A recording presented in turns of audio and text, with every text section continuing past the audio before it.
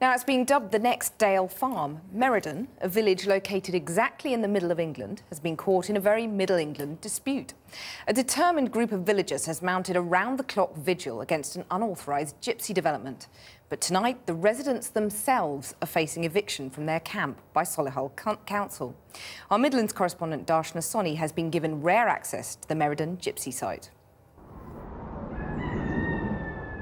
The Meriden Gap, a luscious green belt between Coventry and Solihull to prevent urban sprawl.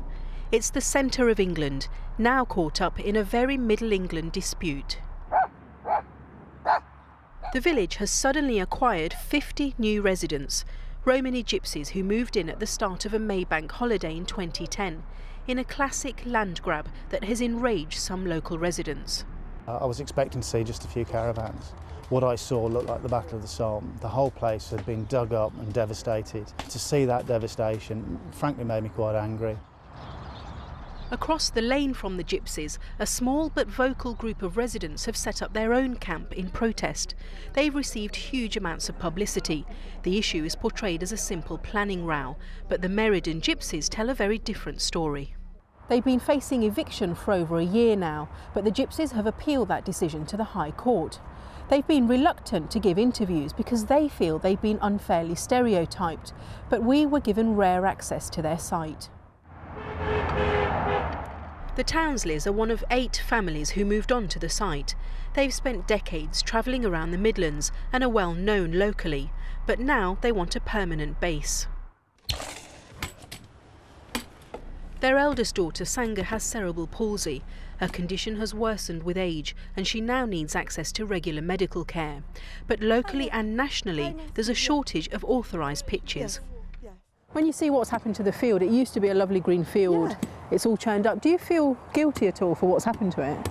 Absolutely. This was not our intention when we moved on to tear up this field. The site has turned into a muddy swamp because the legal dispute halted any further development.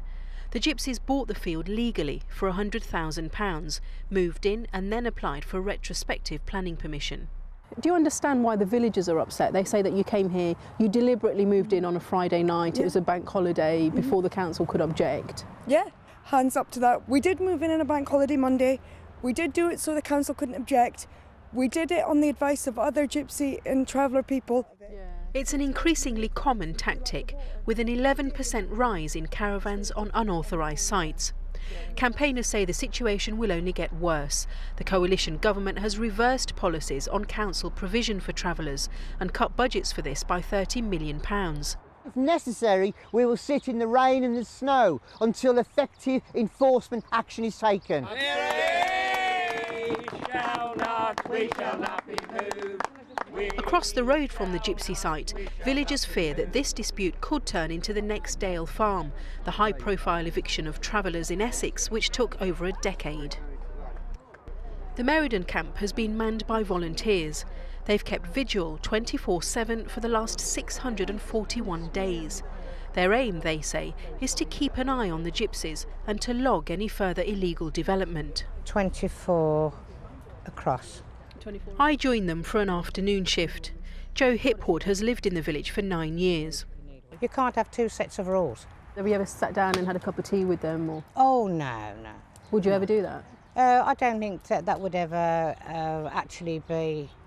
they'd ever want that. Because, you know, in all fairness, they don't want us here and we don't want them here. The protesters even have their own caravan, which, ironically, Solihull Council has ruled to be illegal, and the campaigners themselves are facing eviction. This is where we take shelter if the weather's particularly bad. David McGrath is a former councillor who now coordinates the campaign. And you live just opposite the development. Is this about your house price going down? It's not about house prices because I don't intend moving from this area, so I don't intend to be trading my house and therefore I'm worried about the valuation. I'm more interested about the destruction of the rural amenity here. The dispute has grown increasingly bitter, with claim and counterclaim, and it's a dispute that's being played out across the country, with around 40 or 50 similar campaigns.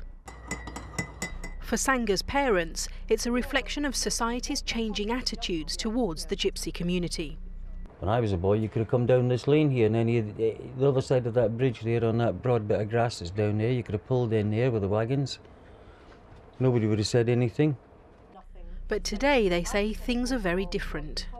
The children get taunted at school, the neighbours don't want to talk to you. There is nowhere for us to go. Campaigners on all sides want clearer guidelines on provision of gypsy and traveller pitches. The High Court will rule in March on whether the Meriden gypsies can stay. And Darton Asoni is in Solihull now. Darton, what's happened in the meeting? Well, in the last few minutes we've had a decision and residents have come out to give their reaction. The council chamber was packed and one officer said to me that planning meetings have never been so popular. In an extraordinary decision, Solihull Council has voted to enforce eviction not against the gypsies but against the campaigners who are protesting against their presence in their village. Now, in private, I spoke to one councillor who said that they feel as though they can't win because allocating land to gypsies and travellers is hugely unpopular.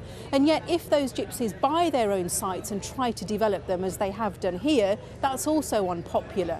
Now, the government has acknowledged to Channel 4 News that it has abolished previous targets on provision, but it says that's because those targets weren't working and instead it's allocated a new fund of 60 million over the next 3 years. Campaigners here say they're bitterly disappointed and that their fight will go on. Darshna, thank you.